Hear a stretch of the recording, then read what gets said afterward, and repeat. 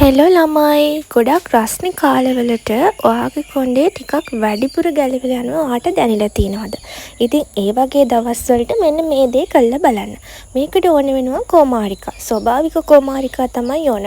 ඉතින් කොමාරිකාවල ඔයාලා දැකලා තියෙනවද කොමාරිකා දණ්ඩේ මුල මෙන්න මේ වගේ කහපාට කිරි జాතියක් තියෙනවා. මේක ගෑවුනාම අපේ ඔළුව කසන්න ගන්නවා. ඒ නිසා මේක අයින් කරන්න ඕන. ඒකට කරන්න පුළුවන් මෙන්න මේ විදිහට කොමාරිකා ඉති ටික උඩු අතට මේ කිරි ටික වැක්කිරට විදිහට තියන්න ඕන. සාමාන්‍යයෙන් පැයකමාරක් දෙකක් තියෙද්දි මෙන්න මේ වගේ ඒ ටික අයින් වෙලා යනවා. එහෙම නැත්තම් කරන්න පුළුවන් මෙන්න මේ වගේ කොමාරිකා ඉති ටික කෑලි කරලා වතුර එකක දාලා පැයක් විතර තියන්න. ඊට පස්සෙත් මේ ටික අයින් වෙලා යනවා. ඊට පස්සේ කොමාරිකා මැදේ සූර්යලා අරගන්න ඕනේ. මම මේ ටික හොඳට බ්ලෙන්ඩර් කරගත්තා. දැන් මේකට එකතු කරගන්න පුළුවන් පොල් තෙල් එහෙම නැත්තම් ඔලිව් ඔයිල්. සාමාන්‍යයෙන් මේ සැරි එකමාරක් යූස් කරන්න. ගාන හෙයා ඔයිල් එකෙන් ටිකක් එකතු කරන්නත් පුළුවන්. හැබැයි ඒ ඔයිල් එකට කිසිම කෙමිකල් එකක් අඩුම ගානේ සුවඳකාරකයක්වත් එකතු වෙලා තියෙන්න බෑ.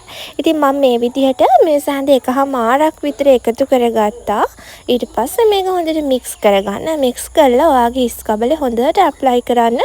මේක කොණ්ඩේ අගිස් පැලෙනවටත් හොඳ නිසා මුළු කොණ්ඩෙම ගා ගන්න. පැයකට පස්සේ ඔයාලට පුළුවන් වොෂ් කරලා ඉවත් කරන්න.